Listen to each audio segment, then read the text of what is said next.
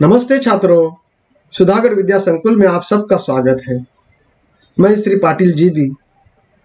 प्यारे छात्रों, कल हमने 9वीं कक्षा की पहली इकाई की पहली कविता चांदनी रात पढ़ी। आज हम पहली इकाई का दूसरा पाठ बिल्ली का विलोंगड़ा पढ़ेंगे, जिसके रचनाकार राजेंद्र लाल हांडा जी है। यह एक हास्य कहानी है। तो आइए हम पहले रचनाकार का परिचय लेते हैं। प्यारे छात्रों, राजेंद्र लाल हांडा जी एक जाने माने कथाकार हैं। उनकी रचनाएं पत्र पत्रिकाओं में सतत प्रकाशित होती रहती हैं। समसामयिक विषयों पर उनकी रचनाएं अनेक सामाजिक समस्याओं को उद्घाटित करती हैं। प्यारे छात्रों, जीवन की किसी घटना का रोचक प्रवाही वर्णन कहानी होती है। इसमें किसी सत्य का उद्घाटन होता है। हास्य कहानी में इसे हल्के फुल्के हंसी के अंदाज में प्रस्तुत किया जाता है। प्यारे छात्रों, सदियों से मानव पृथ्वी पर रहता आया है। उसने अपने उपयोग के लिए अनेक पालतू जानवरों को पालना शुरू किया। उदाहरणार्थ बैल, गाय, भैंस, भेड़, बकरियां आदि पालना शुरू किया, जिससे मानव को विविध तरह के उपयोग होते हैं। जैसे कि बैल का उपयोग खेती के कामों के लिए, गाड़ी खींचने के लिए, गाय, भैंस, भेड़, बकरियों से हमें दूध मिलता है। बकरी और भेड़ से मांस भी मिलता है और मुर्गी से अंडे मिलते हैं। इन जानवरों के साथ साथ अन्य पालतू जानवरों को भी पाला जाता है, जैसे कि कुत्ता, बिल्ली, ऐसे पालतू जानवर पाले जाते हैं। कुत्ते का काम है घर की रखवाली करना और बिल्ली का काम है घर के चूहों का सफाया करना। प्रस्तुत पाठ में ऐसी ही एक बिल्ली के कारण गलतफहमी निर्माण होती है। उसको लेखक हांडा जी ने हास्य के माध्यम से पेश किया है तथा गलतफहमी के कारण उत्पन्न विशेष स्थितियों का वर्णन किया है। तो आइए बच्चे, अब हम पाठ की ओर चलते हैं। पाठ पढ़ते समय आपको कठिन शब्दों का अर्थ अपनी कॉपी में लिखना है। एक समय था जब घरों में बिल्ली का आना जाना बुरा समझा जाता था, परंतु आजकल की परिस्थिति के कारण पुरानी विचारधारा और परंपरा एकदम घपले में पड़ गई है। वही विचार ठीक समझा जाता है जिससे काम चले। पिछले दिनों हमारे घर में बहुत चूहे हो गए थे। उन्हें घर से निकालने के बहुत तेरे प्रयत्न किए गए, पर हमारी एक न चली। आटे और अनाज के लिए लोहे के ढोल बनवाए गए। यह उपाय कुछ दिनों तक कारगर रहा, परंतु आंख चुराकर चूहे इन ढोलों में भी घुसने लगे। इस समस्या पर कई मित्रों से परामर्श किया गया कि आखिर यह फैसला हुआ कि घर में एक बिल्ली लाई जाए। इस प्रस्ताव पर किसी को आपत्ति नहीं थी। बिल्ली एक ऐसा प्राणी है जिसको घर में आना जाना बहुत पहले समय बुरा समझा जाता था, परंतु आजकल की परिस्थिति के कारण पुरानी विचारधारा है या पुरानी परंपरा है, वह एकदम घपले में पड़ गई है। घपला यानी गड़बड़ी। आज वही विचार ठीक समझे जाते हैं जिससे अपना काम चलता है। जिन विचारों से काम नहीं चलता वो पीछे पड़ जाते हैं। तो लेखक के घर में पिछले दिनों बहुत चूहे हो गए थे और ये चूहे निकालने के लिए काफी प्रयास लेखक के घर के द्वारा किए गए, किंतु ये चूहे हैं आटे और अनाज का काफी नुकसान करते थे। आटे और अनाज के लिए लेखक ने लोहे के ढोल बनवाए थे। ढोल यानी अनाज रखने के लिए बनाए गए लोहे के पीपे या डिब्बे। तो अनाज की रक्षा के लिए लोहे के डिब्बे बनवाए गए, किंतु फिर भी ये जो उपाय है कुछ दिनों तक ही कारगर रहा। कारगर यानी उपयोगी या प्रभावी। कुछ दिनों के लिए ये उपाय कारगर रहा, किंतु बाद में ये सब उपाय है वह निरुपयोगी हो गया, क्योंकि ये जो चूहे हैं आंख चुराकर इन ढोलों में घुसने लगे। आंख चुराना एक मुहावरा है, आंख चुराना यानी चोरी छिपे। इस प्रकार की समस्या के कारण लेखक अपने मित्रों से परामर्श लेने लगा। परामर्श यानी सलाह या राय। तो लेखक के मित्रों द्वारा या परिवारजन अन्य जो पहचान के लोग हैं उनसे उनको परामर्श हुआ कि एक बिल्ली पाली जाए। घर में यह फैसला हुआ कि बिल्ली पाली जाए। इस प्रस्ताव पर घर के किसी भी सदस्य को आपत्ति नहीं थी, सब इसके लिए तैयार हो गए। आपत्ति यानी ऐतराज। चुनांचे एक बिल्ली लाई गई, उसकी खूब खातिर होने लगी। कभी बच्चे दूध पिलाते, कभी रोटी देते। उसने विधि पूर्वक चूहों का सफाया शुरू कर दिया। देखते ही देखते चूहे घर से गायब हो गए। सब लोग बड़े खुश हुए। बिल्ली प्रायः सब लोगों की थाली से जूठन ही खाती, इसलिए हमें इसका कोई खर्च भी नहीं पड़ा। 2 महीने बाद वह समय आ गया जब हम चूहों को तो भूल गए और बिल्ली से तंग आ गए। हमने सोचा चूहे तो खाली अनाज ही खाते थे, कम से कम परेशान तो नहीं करते थे। ये बिल्ली खाने में भी कम नहीं और हमें तंग भी करती रहती है। इसके प्रति हमारा व्यवहार बदल गया। बिल्ली तो सबकी राय से लाई गई घर में, किंतु जैसे ही बिल्ली लाई गई घर में उसकी खूब खातिर होने लगी। कोई भी नई चीज होती है उसके प्रति हमें आकर्षण रहता है, उसी तरह इस बिल्ली की भी खूब खातिर होने लगी। खातिर यानी आदर सम्मान। इस खातिर की वजह से सब बच्चे कभी कभी उसको दूध पिलाते, कभी रोटी देते। इस प्रकार बिल्ली घर में रही और जिस काम के लिए उसको लाया था उस काम को उसने शुरुआत की, अर्थात उसने विधि पूर्वक चूहों का सफाया शुरू कर दिया। और इसकी वजह से कुछ ही दिनों में लेखक के घर में जो चूहे बड़े थे वो चूहे नष्ट हो गए।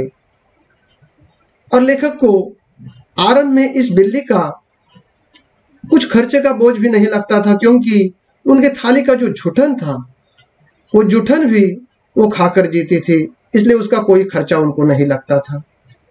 किंतु 2 महीने बाद यह स्थिति परिवर्तित हो गई, क्योंकि लेखक के घर के लोग चूहों को तो भूल गए किंतु बिल्ली से तंग आ गए।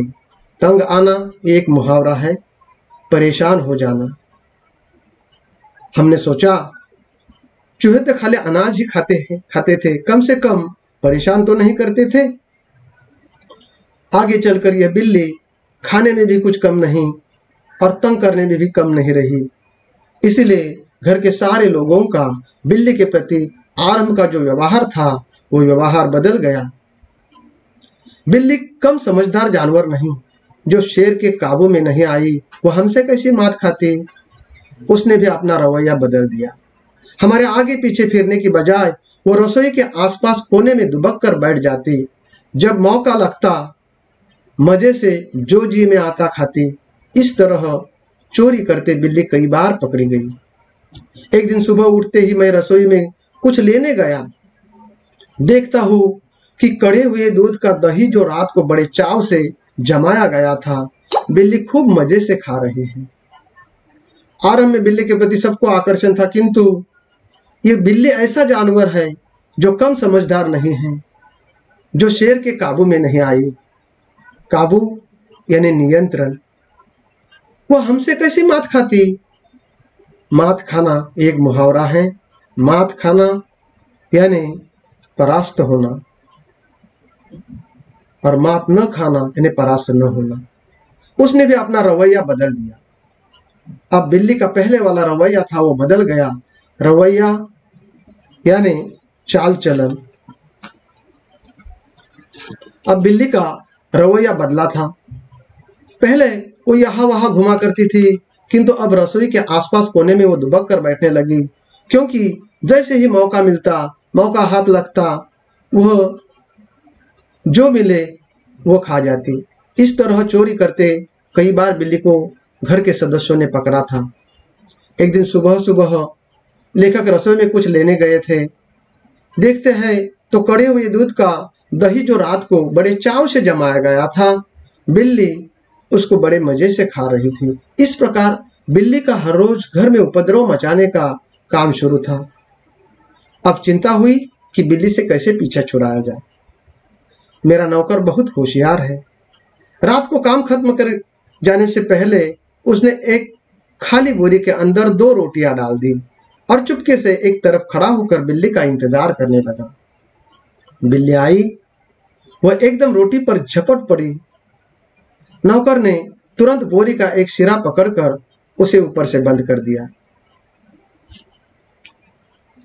बिल्ली एक चिंता का विषय बन गई थी, क्योंकि उसे अब किस प्रकार पीछा छुड़ाया जाए, इसके बारे में घर के लोग सोच रहे थे। पीछा छुड़ाना यह एक मुहावरा है। छुटकारा पाना। लेखक के घर का नौकर, जिसका नाम अमरू है, काफी होशियार था। रात का काम खत्म करके उसने एक खाली बोरी में 2 रोटियां अंदर डाल दी।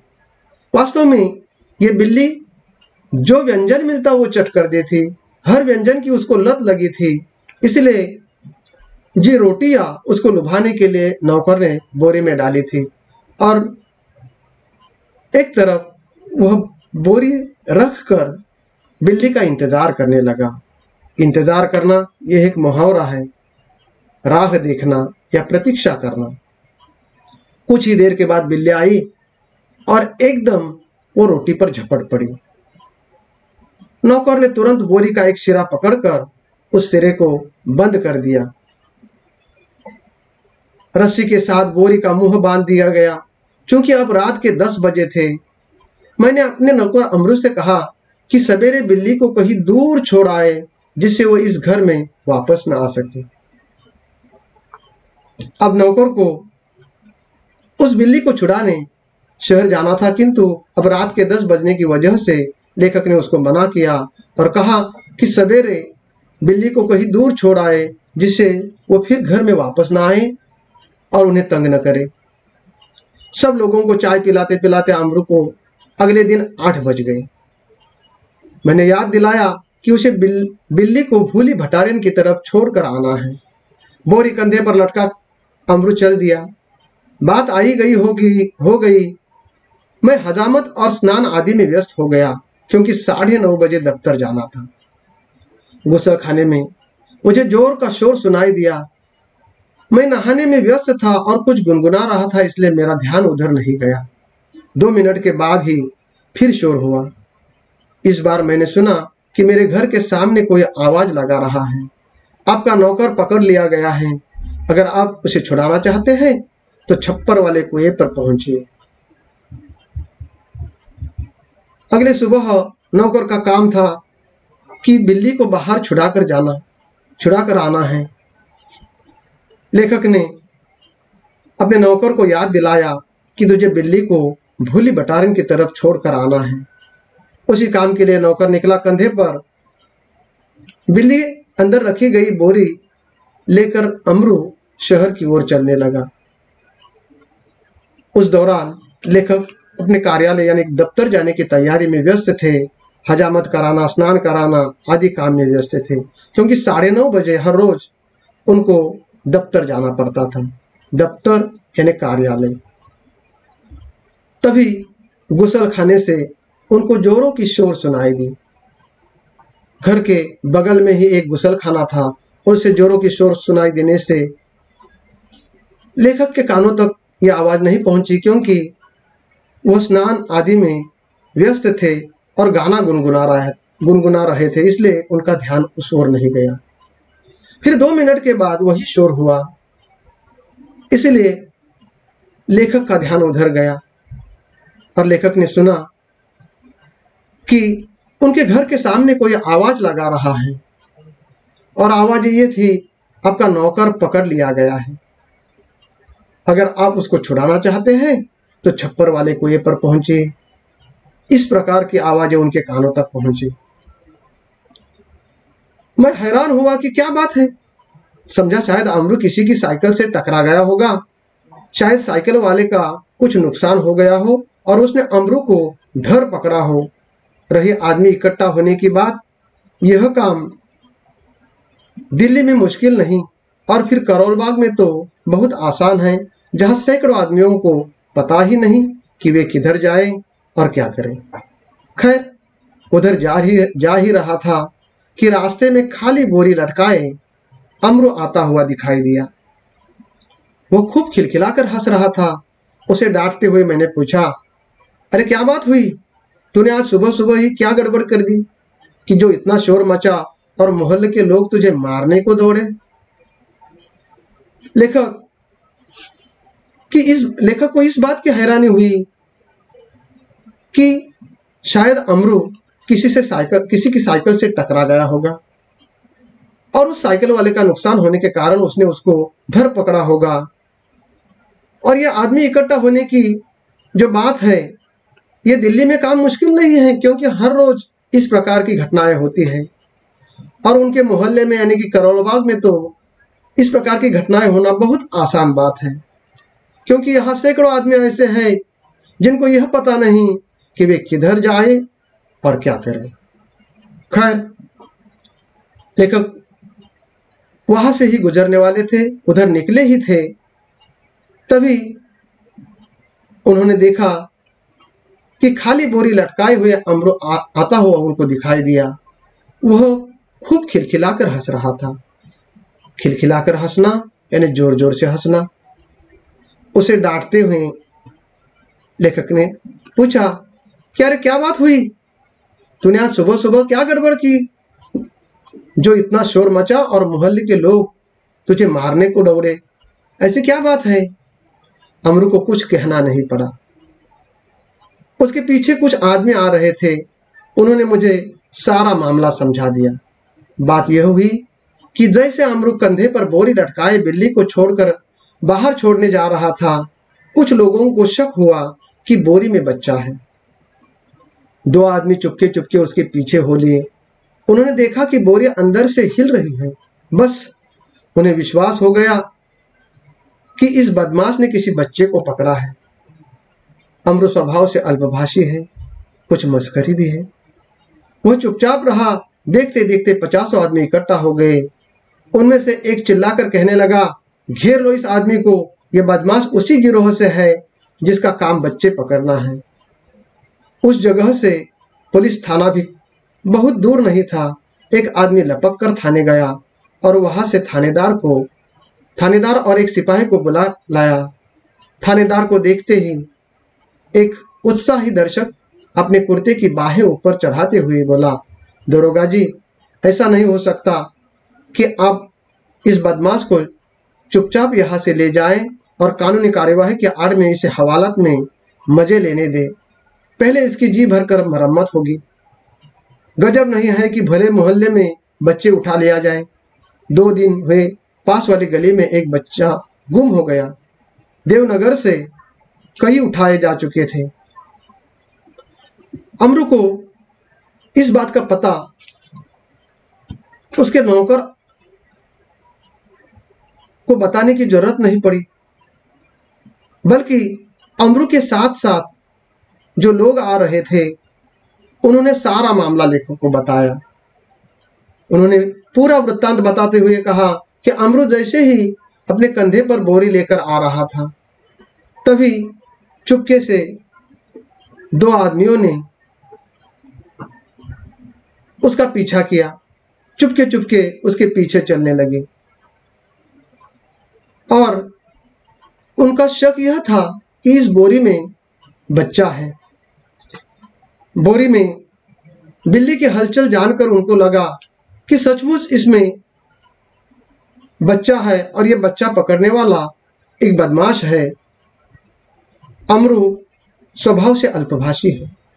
अल्पभाषी यानी बहुत कम बोलने वाला, और अल्पभाषी के साथ साथ ये मस्खरा भी है। मस्खरा यानी मजाकिया या मजाक करने वाला। वह चुप रहा। देखते देखते 50 आदमी इकट्ठा हो गए थे और सब आदमी जोश में थे और कह रहे थे कि इस बदमाश को घेरो, ये उसी गिरोह का काम करता है जो बच्चों को पकड़ते हैं। गिरोह यानी समूह या टोली। उस जगह से पुलिस थाना नजदीक था, इसलिए एक आदमी लपक कर पुलिस थाने पहुंचा और वहां से थानेदार और एक सिपाही को बुला कर लाया। थानेदार को देखते ही वहां के दर्शकों में एक उत्साही दर्शक था। वो जोश में आकर उसने अपने कुर्ते की बाहें ऊपर की कि कब थानेदार आदेश दे और कब इस अमरू की पिटाई हो जाए। उन्होंने अमरू को पुलिस थाने ले जाने से मनाही की। दरोगा जी से उन्होंने कहा कि इस बदमाश को चुपचाप यहां से ले जाने नहीं दिया जाएगा, क्योंकि कानूनी कार्यवाही के आड़ में इसे आप हवालात ले जाएंगे। हवालात यानी वह स्थान जहां विचार होने तक अभियुक्त को रखा जाता है। तो उन्होंने हवालात ले जाने की मनाही की। पहले उसकी जी भर के हम मरम्मत कर देंगे, अर्थात पिटाई कर देंगे। गजब नहीं है कि भरे मोहल्ले से बच्चे उठाया जाए, इस बात से सबको अचंभा लगा। 2 दिन हुए कि पास वाली गली से एक बच्चा गुम हो गया था। इसके साथ ही साथ देवनगर से तो कई उठाए जा चुके थे। अब बाद में इसके हाथ चाहे जो करे, पहले हम लोग इसकी पिटाई करेंगे। अर्थात थाने ले जाने से सब लोग उसकी पिटाई करना चाहते थे। भीड़ में दसियों ने इस सुंदर प्रस्ताव का समर्थन किया और लोग अमरू को पिटाई करने के लिए तैयार हो गए, अमरू को पीटने के लिए तैयार हो गए, क्योंकि अभी तक उन्होंने सब्र किया था और सब उतावल हो गए थे। इसी प्रस्ताव का भीड़ में से कई लोगों ने, 10-1 लोगों ने इसका समर्थन किया। उन दिनों दिल्ली में बड़ी सनसनी फैली हुई थी। नगर के सभी भागों से बच्चों को उठाए जाने की खबरें आ रही थी। 1-2 बार पत्रों में यह छपा कि जमुना के पुल पर कुछ आदमी पकड़े गए, जिन्होंने बोरियों में बच्चे बंद किए हुए थे। स्कूलों से बच्चे बहुत सावधानी से लाए जाते थे। पार्कों में और बाहर गलियों में बच्चों का खेलना कूदना बंद हो चुका था। दिल्ली में इस प्रकार की खबर की सनसनी फैली थी कि बच्चे चुराने की टोली दिल्ली में रत है और नगर के सभी भागों से बच्चों को उठाया जा रहा है। इस प्रकार की खबरें 1-2 बार पत्रों में छपी हुई थी कि जमुना के पुल पर कुछ आदमी पकड़े गए, जिन्होंने बोरियों में बच्चे बंद किए हुए थे। और स्कूलों से भी इस वजह से बच्चों को बड़ी सावधानी से लाया गया था। पूरी घबराहट इस शहर में फैली हुई थी।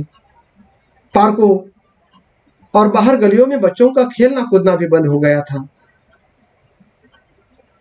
इस विषय पर दिल्ली नगर पालिका और संसद में अनेक सवाल जवाब हो चुके थे, इसलिए इस मामले में राजधानी के सभी नागरिकों की दिलचस्पी थी। संसद, नगर पालिका में और संसद में इसी विषय पर चर्चा हो गई थी, सवाल जवाब हो चुके थे, इसलिए इस मामले में राजधानी के सभी नागरिकों को दिलचस्पी हुई थी। आश्चर्य इस बात का नहीं कि लोगों ने अमरू पर संदेह क्यों किया, बल्कि लेखक को इस बात का आश्चर्य था कि अभी तक उसकी मारपीट शुरू क्यों नहीं कर दी, क्योंकि सारा समूह था, वहां इकट्ठा लोग थे, पूरे जोश में थे। वातावरण में सनसनी और तनाव की कमी नहीं थी। सनसनी यानी घबराहट। इसकी वजह से सब लोग इस विषय पर सभी को दिलचस्पी थी। दिलचस्पी यानी रुचि या चाव। अगर वहां थानेदार और पुलिस का सिपाही वहां न होते तो अब तक अमरू पर भीड़ टूट पड़ी होती। थानेदार ने आते ही अमरू की कलाई पकड़ ली और पूछा, बोल, ये बच्चा तूने कहां से उठाया है और इसे तू कहां ले जा रहा है? बता, कहां है तेरे और साथी? आज सबका सुराग लगाकर ही रहटूंगा। अमरू अब तक तो दिल में हंस रहा था, मगर थानेदार की धमकियों से कुछ घबरा गया। दबी आवाज में वो थानेदार से बोला, सरकार, मैंने किसी का बच्चा नहीं उठाया, न मैं बदमाश हूँ, मैं तो एक भले घर का नौकर हूँ, रोटी चौका करता हूँ और अपना पेट पालता हूँ।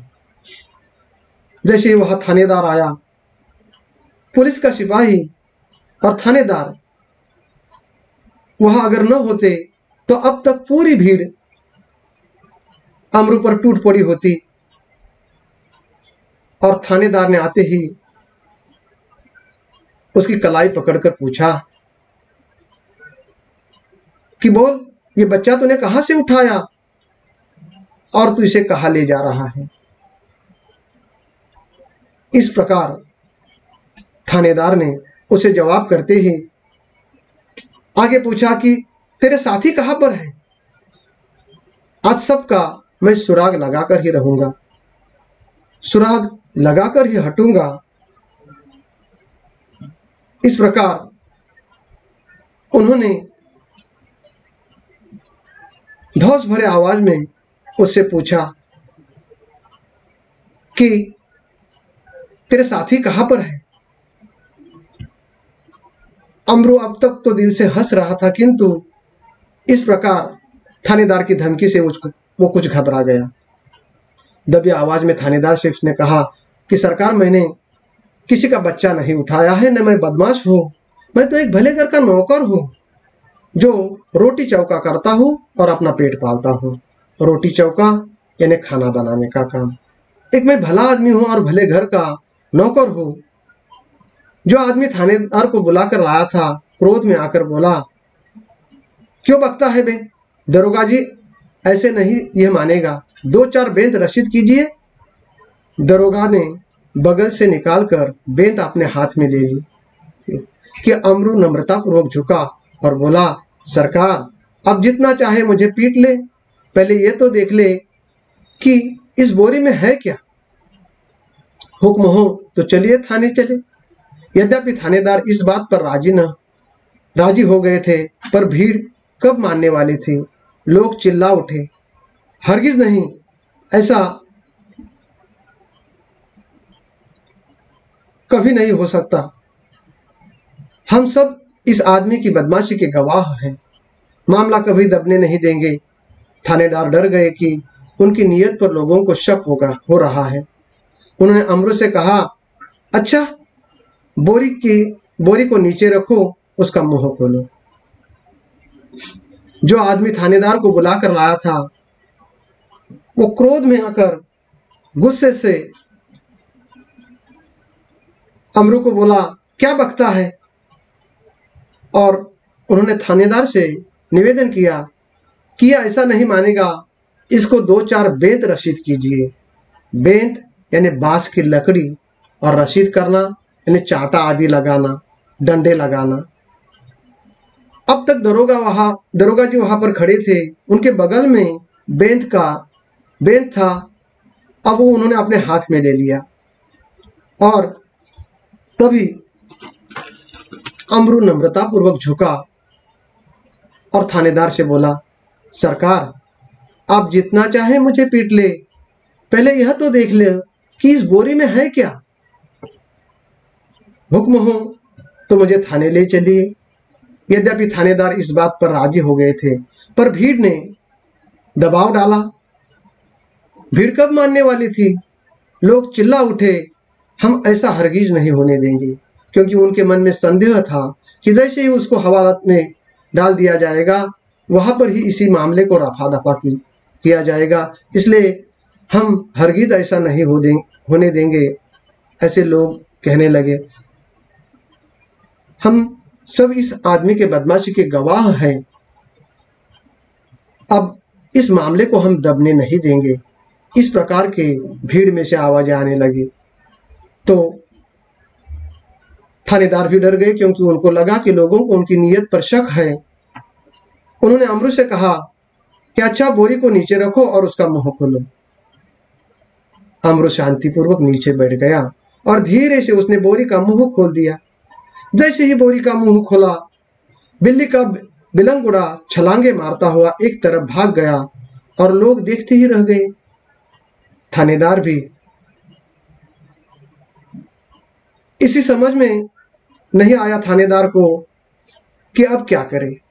वह थाने की तरफ मुड़ा और एक तांगे वाले की पीठ पर बेंत मारते हुए बोला, जानते नहीं कि रास्ते में तांगा खड़ा करना नहीं चाहिए। इस प्रकार अपनी झेप मिटाने का यत्न करते हुए दरोगा जी चले गए और अमरू हंसता हुआ घर वापस आ गया।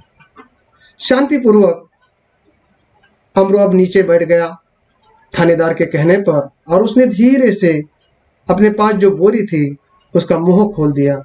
जैसे ही मुंह खोल दिया, कल रात से उसमें बंद जो बिल्ली का बिलंग उड़ा था वो छलांगे मारता हुआ एक तरफ भाग गया और लोग देखते ही रह गए। देखते ही रह जाना यानी दंग हो जाना या चकित होना, ये मुहावरा है। थानेदार के भी समझ में नहीं आया कि अब वो क्या करे। वो थाने की तरफ मुड़े और वहां रास्ते में एक तांगे वाला था जिसने रास्ते में तांगा खड़ा कर दिया था। उस पर उन्होंने बेंत मारते हुए कहा कि तांगा कहाँ लगाना चाहिए ये आप जानते नहीं।